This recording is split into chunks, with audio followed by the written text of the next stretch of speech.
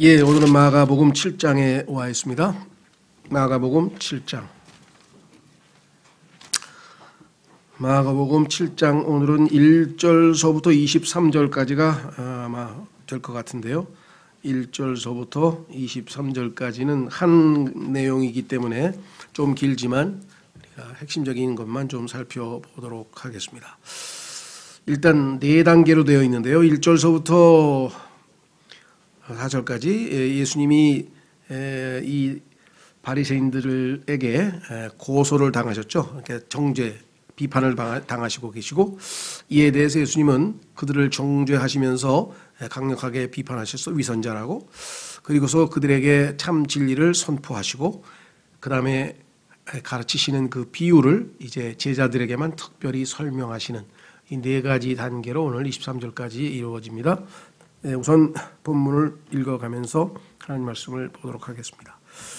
그때 바리새인들과 서기관들 중에 어떤 자들이 함께 예루살렘에서부터 나와 그분께 왔다가, 예루살렘에 있는 사람들은 주로 종교적인 사람들이죠. 그래서 우리가 특히 이 중에서도 바리새인들과 서기관들이라고 하는 사람은 유대교라고 하는 종교에 심취해 있고 거기에 아주 집착하는 사람들이라는 사실을 우리가 역사적으로도 알고 있고 또 그냥 우리가 상식적으로도 잘 알고 있습니다. 자, 그분의 제자들 중에 몇 사람이 더러운 손 곧 씻지 않은 손으로 빵 먹는 것을 보고 흠을 잡으니라.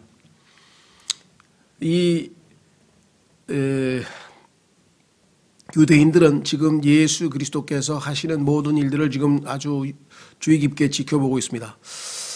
안식일도 어기고 하여간 여러 가지 면에서 지금 유대교에 상당히 반대되는 여러 가지 말씀들을 하시고 가르치시는데 기적들은 엄청나게 베푸시고 사람들에게는 점점 인정을 받으시고, 이러다가는 우리가 권위를 손상당하고 우리의 모든 이 권력을 다 빼앗기는 거 아닌가 라면서 지금 예수 그리스도에 대해서 상당히 지금 적대적인 마음을 품고 있는데, 소위 말하면 틈만 나면 어떻게든지 이 흠을 잡아보려고 이렇게 유심히 지켜보고 있는 가운데 아니나 다를까 이들이 자신들의 전통에 어긋나는 짓을 했는데, 그것은 뭐냐, 이들은 식사할 때 엄청나게 깨끗하게 손을 씻습니다.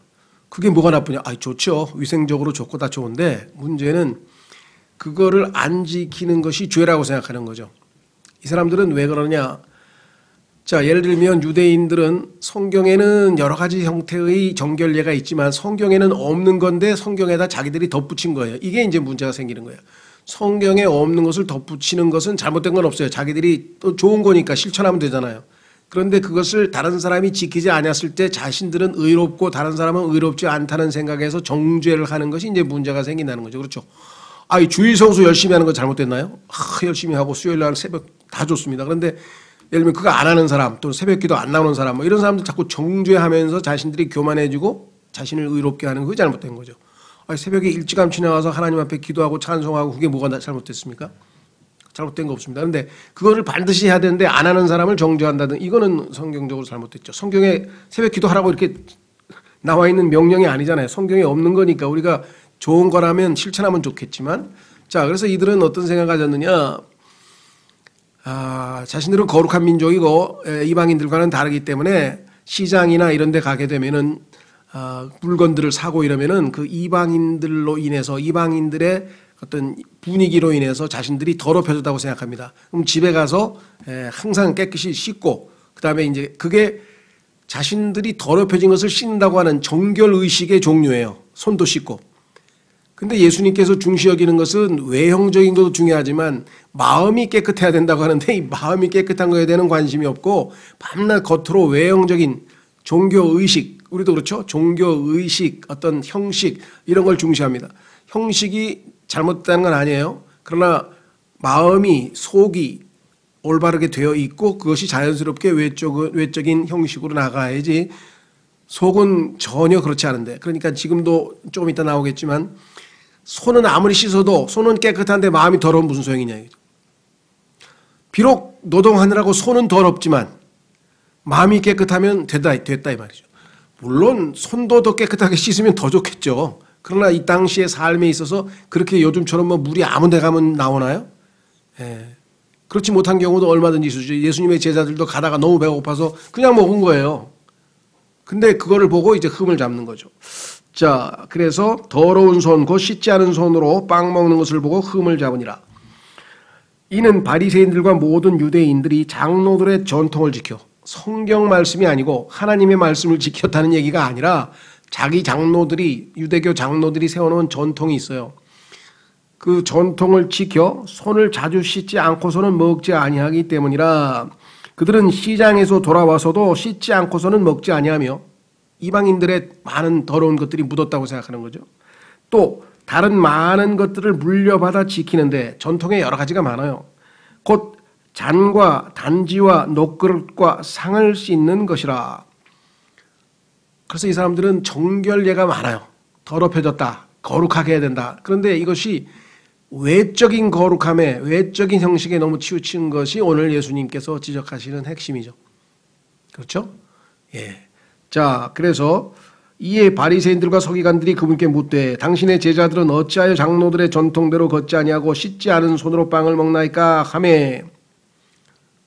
그래서 예수님께서 뭐라고 답변하셨나 보겠습니다. 그분께서 그들에게 대답하여 이르시되 이사야가 너희 위선자들에 대해 잘 대언하였도다. 이 사람들이 하나님 앞에 마음도 정결케 하고 외적인 여러 가지 장로들의 전통을 받아서 외적으로도 깨끗하게 하면 문제가 없는데 겉으로의 형식적인 정결례를 행해놓고 자신들은 거룩하고 의롭다라고 지금 잘못 생각하고 있는 것에 대해서 위선자라고 연극하지 말라고 척하지 말라고 그런 뜻이에요. 아닌데 척하는 거 있죠. 자기 의의를 드러내고. 그래서 뭐라고 했는가 하니 이사야라고 하는 구약 대언자가 너희들에 대해서 이미 잘 예언을 해놓았다 하면서 예수님이 성경에서 인용하시죠. 너희 위선자들에 대해 잘 대언하였도다. 그것은 기록된 바 이 백성이 자기 입술로는 나를 공경하나 그들의 마음은 내게서 멀도다. 마음은 하나님 앞에 겸손치 아니하고 온갖 교만으로 가득 차 있고 불만으로 가득 차 있는데 겉으로는 그냥 온갖 종교 예식을 잘 거행하면 그게 하나님이 받으시는 경배냐? 그건 안 받으신다 이 말이죠. 7절 그러나 그들이 사람들의 명령들을 교리로 가르치며 사람들의 명령들을 하나님의 교리라고 그렇게 가르친다고 지금 하는 거예요. 아까 장로들의 전통도 마찬가지고. 그래서 어떻게 해요? 결국은 내게 헛되이 경배하는도다. 요한복음 4장 24절에 예수 그리스도께서 말씀하시기를 경배하는 자는 영과 진리로 하나님께 경배하라 그랬죠. 그런데 진리하고는 전혀 상관없는 자신들의 전통에 입각해서 하나님을 경배한다고 온갖 종교의식을 거행해 본들 엄청난 찬양대를 동원하고 엄청나게 뭐 오케스트라를 동원하고 뭐 그걸 해봤자 하나님께서 마음이 없는 예배를 받으시겠느냐. 8절 너희가 하나님의 명령을 버리고 자 이게 순서대로 보니까요. 7절에서는 사람의 교리를 하나님의 말씀 대신으로 대체했고 그 다음에 8절에 보니까 지금 버렸어요. 하나님의 말씀을. 그 다음에 어떻게 되냐.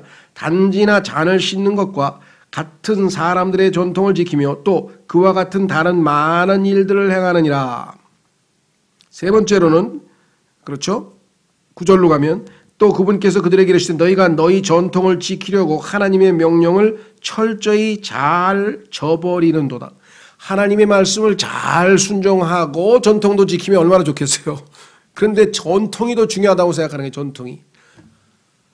로마 가톨릭에서 나온 문서를 보면 그 책 중에 하나님의 말씀인 성경이죠. 성경보다 가톨릭의 교부들의 전통이 훨씬 더 중요하다. 이렇게 기록된 문서가 엄청 많아요. 유대교도 마찬가지예요. 탈무드 아시죠? 탈무드. 성경보다 탈무드가 더 소중하다고. 탈무드는 전통이에요. 거기에는 성경과 어긋나는 내용도 상당히 많이 들어있어요.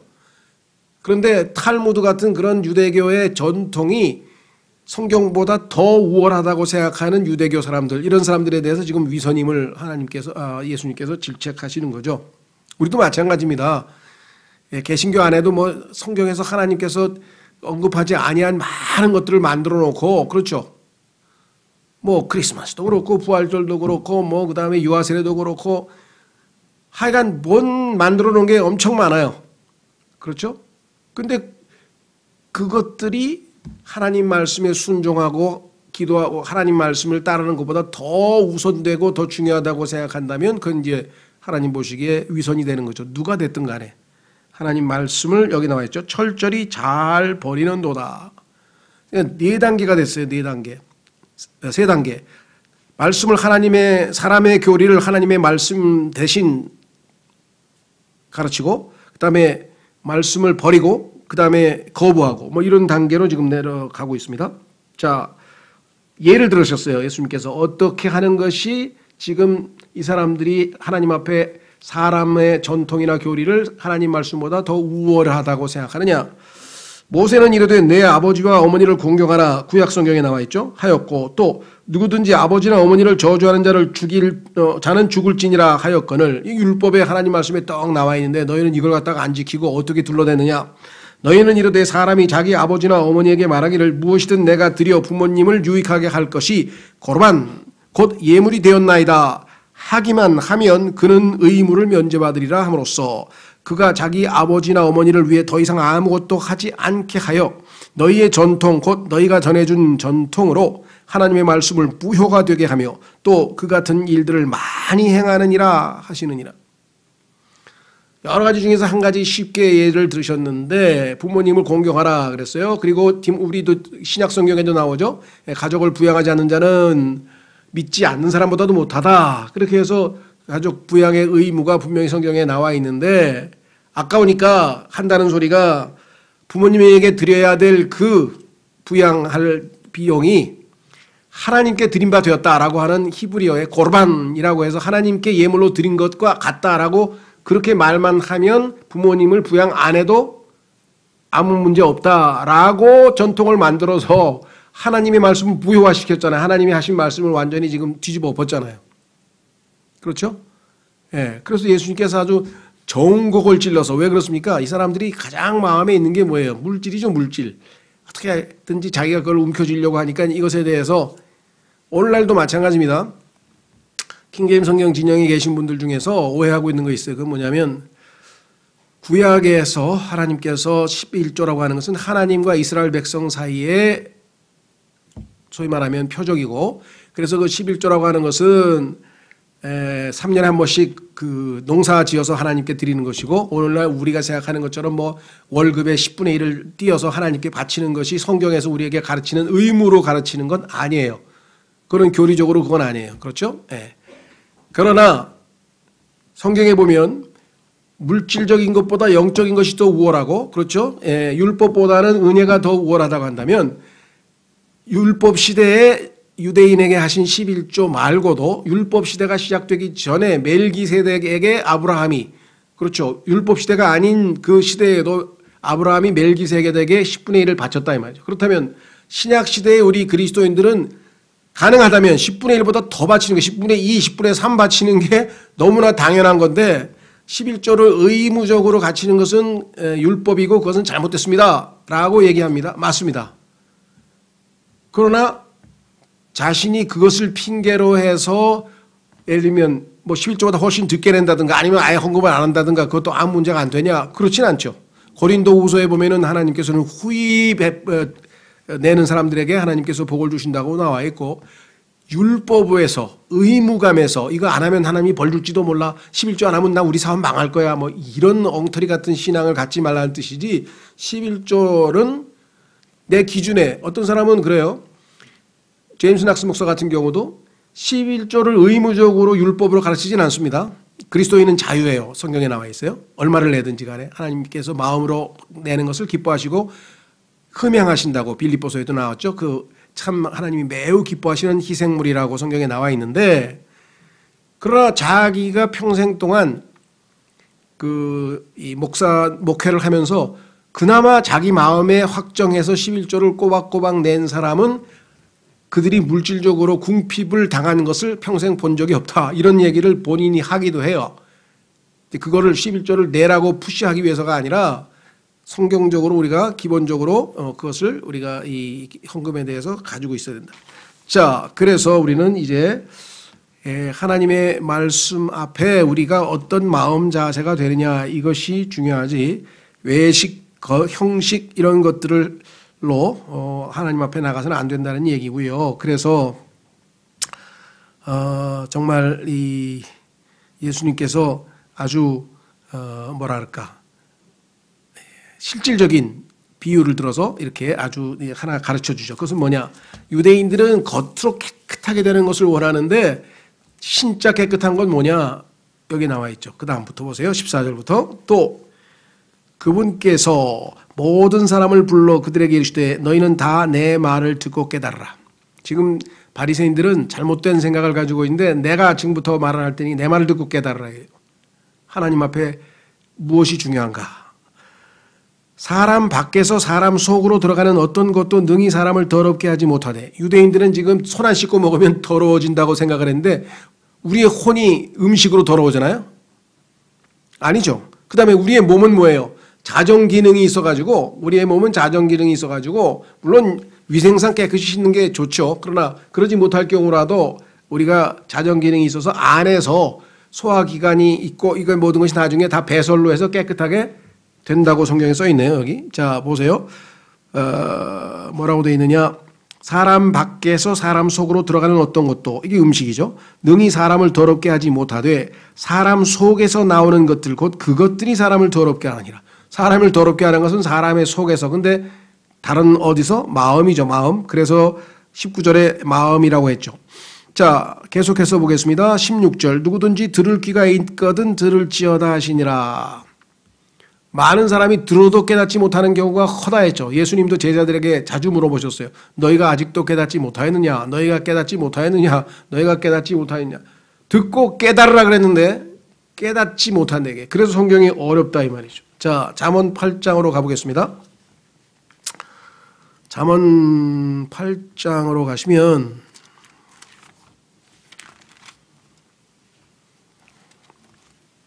9절.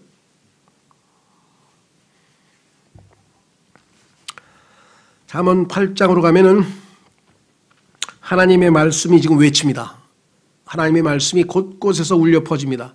강대상에서 울려 퍼지고 라디오에서 울려 퍼지고 유튜브에서도 울려 퍼지고, 하여간 하나님께서 온갖 다양한 수단을 통해서 지금 하나님의 말씀이 울려 퍼지고 있는데, 이 하나님의 말씀은 9절 깨닫는 자에게는 그것들이 다 명백하며. 하나님의 말씀을 깨닫는 자에게는 어렵지가 않아, 복잡하지가 않아, 명백해. 그냥 플레인하다. 플레인, 명백하다. 지식을 얻는 자들에게는 올바르도다. 그래서 하나님이 어떠하신 분인지 알아가게 된 사람들에게는 아, 이 말씀이 옳구나 하고 다 동의하게 된다, 이 말씀이죠. 그렇죠? 자, 그래서 다시 돌아옵니다. 마가복음 7장 16절에 누구든지 들을 귀가 있거든 들을지어다 하시니라. 들을 귀가 있거든 들을지어다 라고 말씀하신 것은 들을 귀가 없는 사람이 있기 때문에, 보아도 보지 못하고, 이게 다 영적인 눈이죠. 들어도 듣지 못하고, 이것도 영적인 귀에 대한 얘기를 말씀하고 있는 것입니다. 그렇죠? 자, 17절. 그분께서 사람들을 떠나 집으로 들어가시니 그분의 제자들이 그 비유에 관하여 그분께 여쭈매. 자, 많은 사람들이 있는 데서 하지 아니하고 자기 제자들에게만 일단 예수님께서 말씀을 풀어주는 거예요. 그 비유에 관하여 그분께 여쭈매. 그분께서 그들에게 이르시되 너희도 그렇게 깨닫지 못하느냐. 이게 지금 우리의 영적인 숙제입니다. 하나님의 말씀을 듣고 깨달아야, 그럼 어떻게 돼요? 우리가 기쁨을 누리고 이것이었구나 하면서 우리가 그 말씀에 순종해서 우리가 주님을 점점 알아가고 섬기고 이렇게 되는 건데, 무슨 소리인지 못 알아들었다 이거죠. 그러면은 그냥 정말 하나님의 말씀이 우리에게는 아무 효용이 없는 거잖아요. 그렇죠? 그래서 예수님께서 이제 풀어서 설명하는 거죠. 너희도 그렇게 깨닫지 못하느냐. 우리가 영적으로 아직 어릴 때에는 주님께서 또 풀어서 하나하나 일일이 가르쳐 주시고 배우도록 해 주시죠. 뭔가를 배울 때 한 번 듣고 그냥 쉽게 배울 수 있는 것은 이 세상에 없습니다. 다 여러 번 반복해서 훈련을 받아서 우리가 깨닫게 되는 거겠죠. 무엇이든지 밖에서 사람 속으로 들어가는 것이 능히 사람을 더럽게 하지 못하는 줄을 너희가 알지 못하느냐. 그것은 그의 마음 속이 아니라 뱃속으로 들어가. 마음으로 들어가서 마음을 더럽히는 건 아니다. 이거 음식은. 음식이라고 하는 것은 사람의 뱃속으로 들어간다. 모든 음식을 깨끗하게 하고 뒤로 나가느니라. 안에서 잘 소화돼서 좋지 않은 물질은 우리가 다 소위 말하면 그 안에 있는 여러 가지 그 장기의 기능으로 인해서 다 더러운 것들은 다 빼서 나중에 다 배설로 시키잖아요. 그렇죠? 예, 소변으로 대변으로 해서 다 바깥으로 그 좋지 않은 것들은 다 내보낸다 이 말이에요. 그런 기능을 하나님께서 주셨으니까 들어가는 것이 사람을 더럽히는 건 아니다. 그러면 사람이 진짜 영적으로 혼이 더럽혀지고 영이 더럽혀지는 것은 무엇이냐? 여기 나와 있네요. 20절. 또 그분께서 이르시되 사람에게서 나오는 것 그것이 사람을 더럽게 하느니라. 사람에게서 나오는 것. 그런데 그게 입에서 나오는데 더 밑으로 내려가 보니까 마음이죠. 21절. 속에서 곧 사람들의 마음에서 13가지가 기록되어 있네요. 악한 생각, 간음, 음행, 살인, 도둑질, 탐욕, 사악함, 속임, 색욕, 악한 눈, 신성모독, 교만, 어리석음이 나오는데 이 모든 악한 것이 속에서 나와 사람을 더럽게 하느니라 하시니라. 자, 그러니까 유대인들은 겉으로 드러난 것에 대해서 관심이 많고 외형적인 것, 형식적인 그러한 정결례 깨끗하게 하는 것 더럽히지 않으려고 애를 썼지만 심지어는 어떤 일까지 했냐면요. 여러분도 아시다시피 유대인들이 예수 그리스도를 이제 십자가에 넘겨주기 위해서 그 예수님께서 재판을 받을 때 총독의 그 뜰에 재판정에는 들어가질 않았어요. 왜? 총독은 이방인이잖아요. 그런데 곧 명절이 다가와서 명절 때 하나님 앞에 가서 소위 말하는 명절을 지키려면은 더럽혀지면 안 되는데 이방인들의 뜰, 이방인들이 만들어 놓은 법정에 만약에 예수님 그 신문하는데 가서 들여다보면 자신들이 더럽혀져서 명절에 참여할 수 없을까 봐. 그래서 예수님 그 재판정에 안 들어갔다고 성경에 써 있어요. 그만큼 이 사람들은 이방인들하고 접촉하는 것 자체부터 다 더럽다고 생각하는 거예요. 그러니까 얼마나 이들이 형식적인 것에 매몰되어 있는가. 오늘날도 보면은 이 종교인들일수록 외형적인 것을 굉장히 아주 중요시 여기죠. 네. 자, 그래서 성경에 보니까 하나님께서 하나님의 말씀을 무력화하는 것이 3가지가 경고로 나와 있어요. 하나님의 말씀보다 3가지가 더 우선순위에 놓이게 되면 하나님의 말씀은 효과가 없어지고 무력화되어 버린다. 자, 한번 확인해 보겠습니다. 골로새서 2장. 골로새서 2장으로 가보시면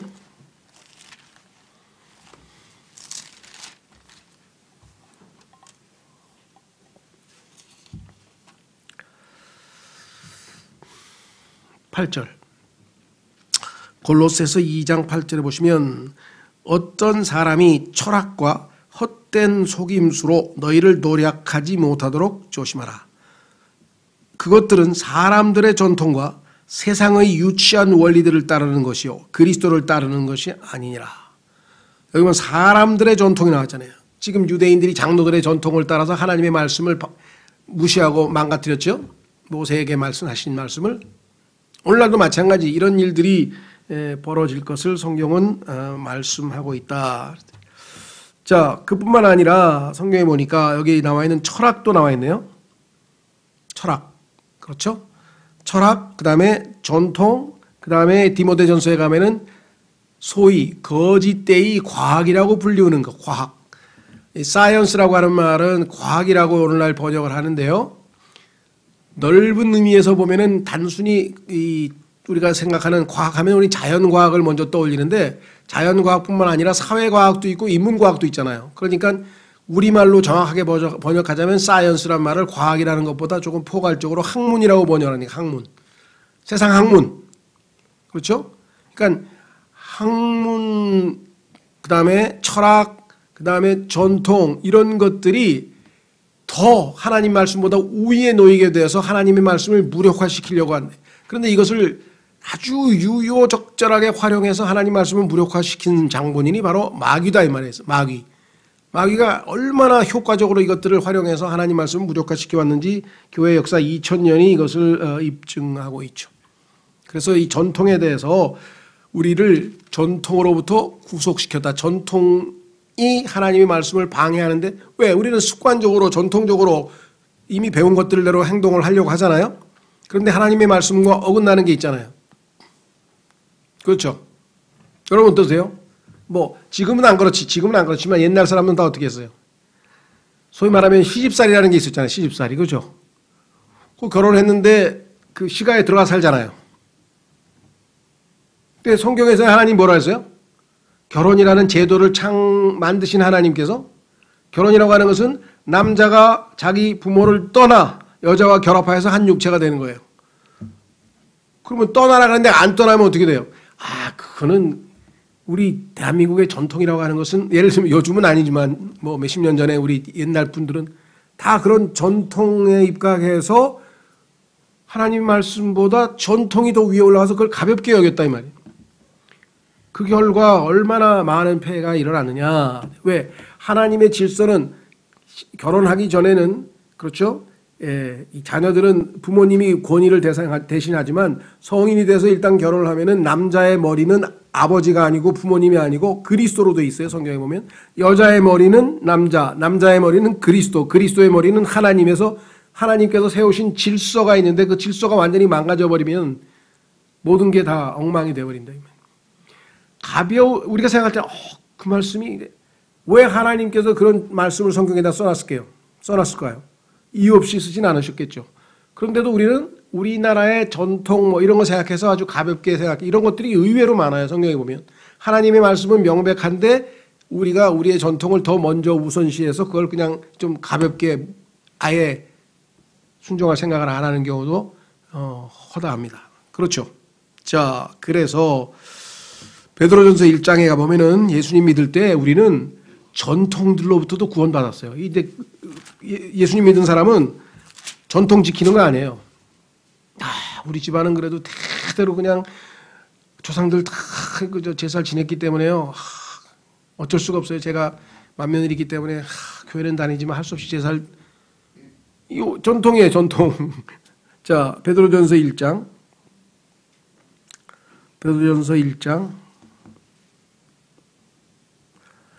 18절 베드로전서 1장 18절 너희가 알거니와 너희 조상들로부터 전통으로 물려받은 너희의 헛된 행실에서 우리가 하는 많은 헛된 행실 중에는 전통으로 물려받은 게 있다.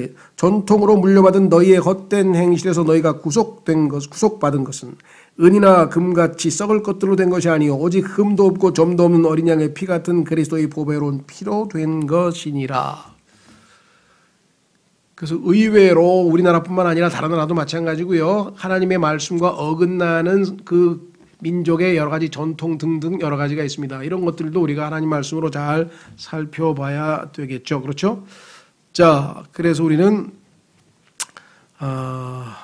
전통이 얼마만큼 하나님의 말씀을 특히 지금 우리가 오늘 마가복음에 보면 예수님이 유대인의 장로들의 전통이었죠.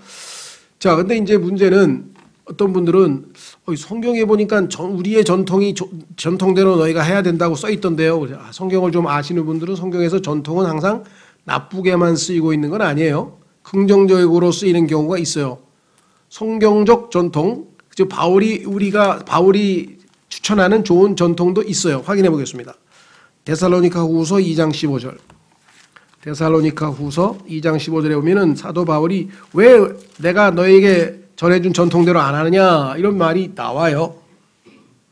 데살로니가후서 2장 15절 그러므로 형제들아 굳게 서서 말로나 우리의 서신으로 너희가 가르침을 받은 전통들을 붙들라. 좋은 전통들도 있네요. 예를 들면 성경에는 매주 주일날 모이라 그랬습니까? 그거 없잖아요. 명령은 안 돼 있지만 전통이잖아요. 첫째 날, 즉 예수께서 부활하신 첫째 날 다 성도들이 모여서 함께 빵을 떼고 경배하고 하는 게 전통이었잖아요. 그죠? 예. 그런 좋은 전통들은 지키라 이 말이에요. 또 여기 보시면 3장 6절로 가보시면 3장 6절 어떤 전통이 있었냐? 그리스도인들에게는 일을 해서 즉 다른 사람에게 자신의 예를 들면 먹는 것, 다시 말해서 먹고 사는 문제를 다른 사람에게 의존하고 의지하고 의탁하고 이게 아니라 이거예요. 자기가 일해서 자기가 먹고 살아야 된다는 게 기독교적 전통이었다. 데살로니가 후서 3장 6절. 이제 형제들아 우리 주 예수 그리스도의 이름으로 우리가 너희에게 명령하노니 너희는 질서 없이 걷고 우리에게서 받은 전통대로 걷지 아니하는 모든 형제들에게서 떠나라. 너희가 어떻게 우리를 따라야 할지 너희 스스로 아느니라. 우리는 너희 가운데서 질서 없이 행하지 아니하였고 누구의 빵이든 거저 먹지 아니하였으며 너희 중에 아무에게도 폐를 끼치지 아니하려고 수고와 해산의 고통 속에서 밤낮으로 일하였나니. 자기가 일해서 먹고 사는 문제를 해결하기 위해 다른 사람에게 의존하는 게 아니라 이것이 성경적 기독교적 전통이었다. 이렇게 성경에서 얘기를 했잖아요. 그러니까 좋은 전통도 있다는 거예요. 전통은 무조건 다 나쁘다고 하는 건 물론 아닙니다. 그러나 성경에서 벗어난 전통이라고 하는 것이 너무나 폐해를 많이 끼치고 있어서 아까도 얘기했지만 정말 우리가 이 문제에 있어서는 굉장히 조심해야 된다. 자, 그 다음에 마음과 관련지어서 몇 가지만 정리하고 마치겠습니다. 성경에서 보면은 마음이 얼마만큼 소중한 것인가 한번 확인해 보겠습니다. 우선 인간의 마음이 얼마나 더러운가 한번 보겠어요. 자, 우선 예레미야 7장. 구약성경 예레미야 7장에 가면은 인간의 마음에 대해서 성경은 어떻게 정의를 내리는가. 이 땅에 보면 겉으로 보기에는 참 착한 사람도 많죠. 훌륭한 사람도 많고. 그런데 실제적으로는요. 하나님께서 우리의 마음을 들여다보면 어떤가. 예레미야서 7장. 몇 장? 7장이라 그랬죠. 예.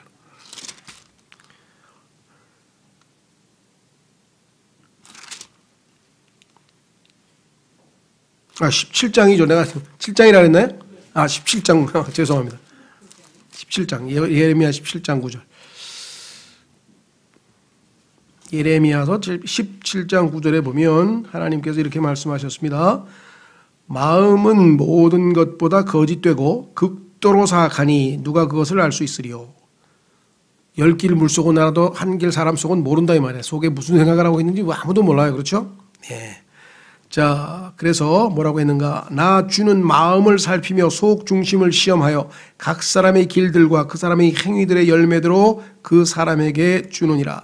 재물들을 모으되 바르게 모으지 아니하는 자는 자고새가 알들을 품되 부화하지 못하는 것 같아서 그는 자기 날들의 중간에 그것들을 버려둔 채 떠나겠고 날아가 버려요. 다 재산이. 끝에는 어리석은 자가 되리라.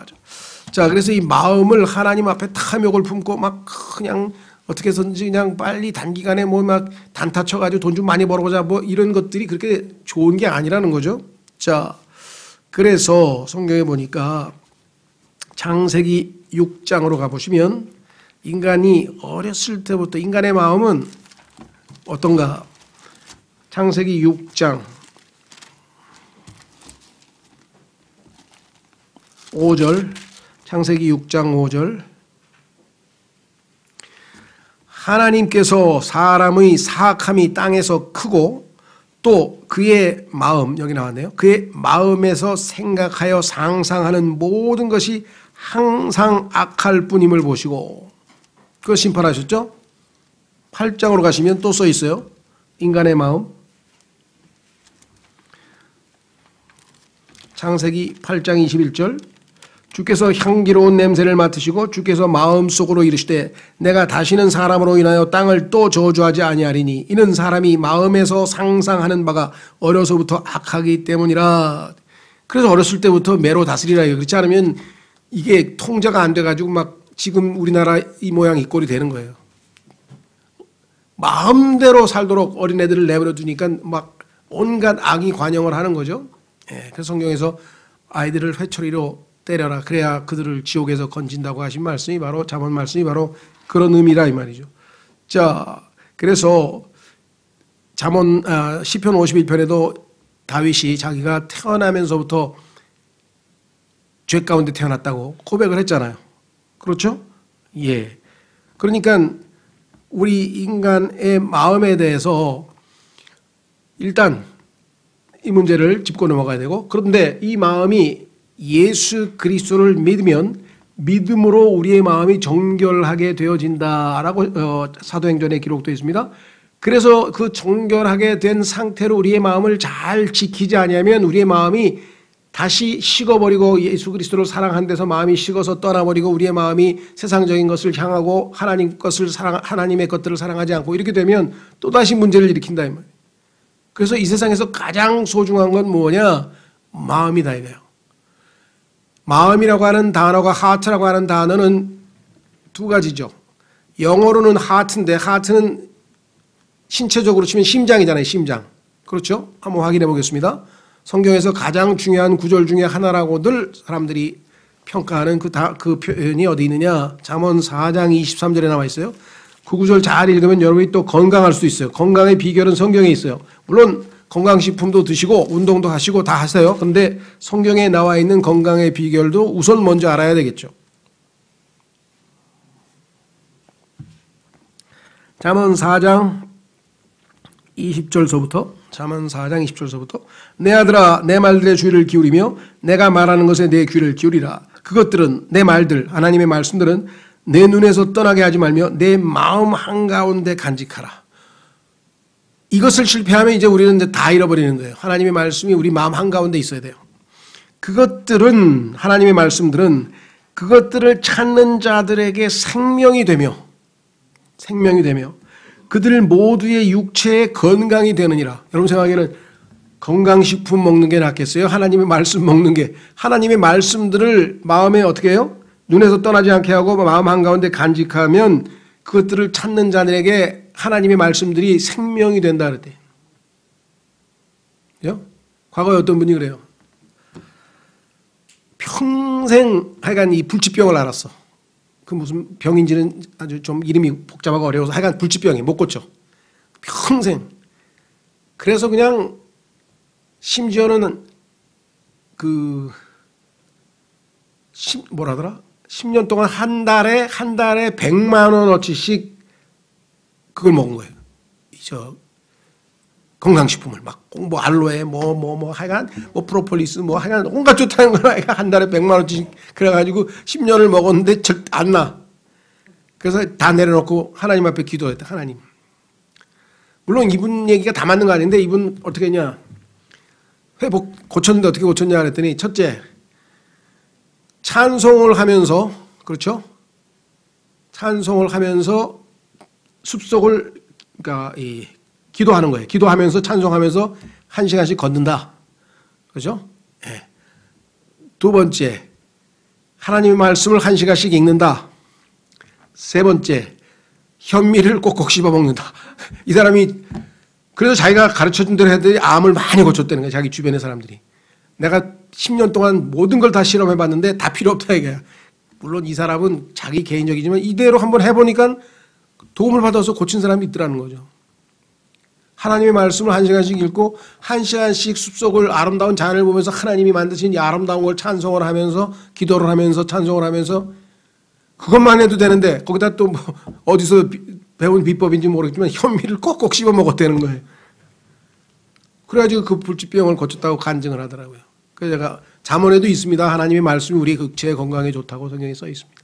자, 그 얘기를 하려고 하는 건 아니고 어디는 그 다음 구절에 우리는 마음에 관한 얘기를 하려고 하니까 열심을 다하여 내 마음을 지키라. 마음을 그렇죠. 우리도 그렇죠. 마음을 이제 놔버리면 절망이면 이제 못 고쳐요. 암 딱 걸린 사람이 마음을 딱 붙들고 하나님 고쳐주실 거야. 난 기도할 거야. 하나님이 이 땅에 내가 아직 살아있어야 될 이유가 있으면 고쳐주신다. 뭐 이러고 확고한 의지를 가지고 있으면 낫는데 마음이 확 풀어지면서 난 죽었구나 하고 그냥 그러면 뭐 그때부터는 속수무책이죠. 그렇죠? 그런 얘기가 아니라 호랑이한테 물려가도 마음 먹기 나는 마음이 어떤 마음을 가지고 있냐에 따라서 우리가 달라지죠. 그렇죠? 뭐 누구는 또 뭐 남편 뭐 하는 것도 뭐 마음 먹기 나름이라고 누가 그래. 하여간 이 마음이라는 게 성경에 무려 800번이 나와요. 이 마음이라는 단어가. 그리고 결정적으로 뭐예요? 마음으로 믿어 구원에 이르는 거예요. 우리가 구원받고 하늘나라 가는데도 이 마음으로 믿어야 된다고 성경에 써 있어요. 그만큼 마음이 소중한 거예요. 그리고 신앙생활이 뭐예요? 마음으로 하나님의 말씀을 믿고 순종하는 거예요. 마음이라고 하는 게 우리에게 가장 소중한 기관이에요. 마음. 그렇죠? 그래서 성경에 보니까 아들아 내 마음을 내게 다오 하고 하나님께서 성경에 그렇게 써놓으셨잖아요. 마음을 하나님께 다오. 딴 데다가 마음이 뺏기면 뭐예요? 성경에서 그것을 영적 간음이라 영적 간음이라. 자, 여기 보시면 생명의 근원이 거기에서 나오느니라. 생명의 근원이 거기서 나오느니라. 자, 이 번역을 좀 얘기를 하려고 하는데 왜냐? 생명의 근원 뭐예요? 성경에 보니까 생명이 어디에 있다 그랬습니까?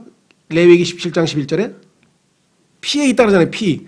그러니까 여기서 사실은 생명의 근원이 거기에서 나온다고 하면은 이 번역을 열심을 다하여 내 심장을 지키라 그래도 심장. 왜? 심장에서 피가 흘러나오잖아요. 무슨 말이 이해가 되셨어요? 심장에서 피가 흘러나오지요. 네, 이슈는 흘러나온다 이 말이죠. 그런데 영어는 두 가지가 다 돼요. 하트는 심장도 되고 마음도 돼. 우리는 심장, 마음 이렇게 따로따로 해야 돼. 영적인 거는 마음이라고 번역해야 되고 육체적인 거는 심장이라고 번역해야 돼. 그러니까 여기서는 지금 두 가지가 다 적용이 되는 거예요. 육체의 심장에서 생명의 근원인 피가 흘러나오니까 심장 조심해야죠. 이 심장. 그래서 요즘 심장마비로 죽는 사람 많잖아요. 조심해야죠. 두 번째는 뭐예요? 마음이에요. 마음. 그래서 여기 어떻게 했냐? 열심을 다하여 내 마음을 지키라 그러면 뒷변에 생명이라고 번역하면 안 되고 이거는 뭐야? 인생이라고 번역해야 돼. 인생. 우리의 인생. 그러면 근원이 아니고 뭐야? 이슈는 뭐예요? 요즘 이슈가 뭐야? 요즘 이슈? 아이고 뭐 백신이지 뭐 백신 맞아야 되잖아. 가장 사람들에게 이슈가 되는 게 뭐냐? 문제예요. 문제. 그래서 여기서 제대로 번역을 하려면 열심을 다하여 내 마음을 지키라. 인생의 문제들이 거기에서 나오느니라. 이렇게 하나 번역을 해야 되고 그런데 영어로는 이것이 심장을 지키라. 생명의 근원이 거기서 나오느니라. 흘러나온다 이 피가. 그 두 가지가 다 돼요. 그래서 영어를 하나님이 사용하시는 거예요. 영어는 dual application. 영어라는 이 언어는 이런 독특한 특성을 가지고 있다 이 말이에요. 우리말은 그게 안 되잖아요. 무슨 말이 이해가 되셨어요? 다 맞죠? 신체적으로도 심장이 우리의 생명의 가장 중요한 기관이잖아요. 영적 생활에서도 가장 중요한 기관은 뭐예요? 마음이에요. 마음 먹기 나름이야. 왜? 인생의 모든 문제가 마음에서 나오잖아요. 살인 뭐예요? 마음으로 저 죽여버릴 거야. 그럼 살인.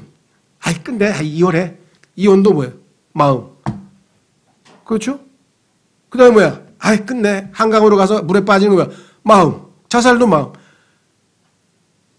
모든 인간의 중요한 활동들은 어디서 결정이 돼요?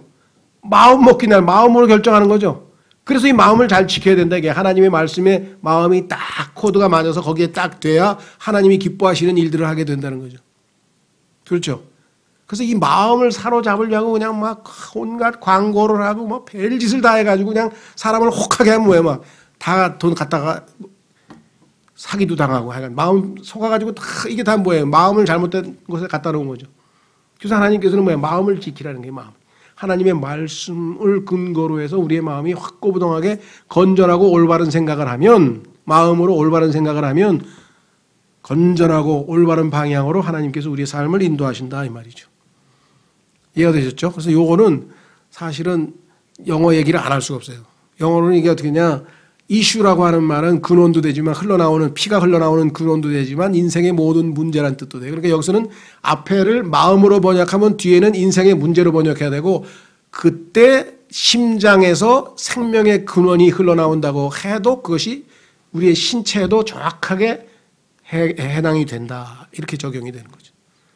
자, 그래서 오늘은 뭐 예수님께서 이 마음의 중요성에 대해서 강조하셨기 때문에 뭐 직접적인 연관은 없지만 마음과 관련된 말씀을 몇 가지 좀 더 보완했습니다. 그렇죠? 자, 그래서 오늘은 우리의 신앙생활도 예수님께서 뭐라 그랬어요? 내가 참 너 열심히 신앙생활 잘하는구나. 참 내 칭찬해주고 싶다. 예, 행위도 있고 수고도 하고 참 인내도 하고 다 좋은데 한 가지 조금 내가 지적을 하고 싶은 뭐 너의 첫사랑을 떠났구나. 다시 말하면 뭐야? 네가 나를 향한 사랑이 식었구나. 마음이 내게서 떠났구나. 마음이 식어버리면 신앙생활은 아무리 뭐 뭔가 다른 걸로 보완을 해도 아무 소용도 없어요. 마음을 지켜야 돼. 그래서 하나님 앞에 가서 다 자백하고 다시 마음을 하나님을 향해서 우리가 곧 이 방향을 설정을 잘 하고 주님의 말씀대로 아들아 내 마음을 내게 다오. 그 말씀에 순종할 때 우리의 신앙은 새 출발할 수 있는 거예요. 언제든지. 무슨 말이 이해가 되셨죠? 예, 그래서 참 오늘은 이 마음과 관련돼서 성경에서 중요한 내용이기 때문에 좀 약간 시간이 한 5분 정도 지체됐는데 오늘 주신 말씀을 통해서 주님 주님께서 말씀하신 대로 제가 외형적인 신앙이 아니라 마음을 주님께로 고정할 수 있게 붙들어 주시고 마음이 빗나가지 않도록 지켜주십시오. 기도하겠습니다.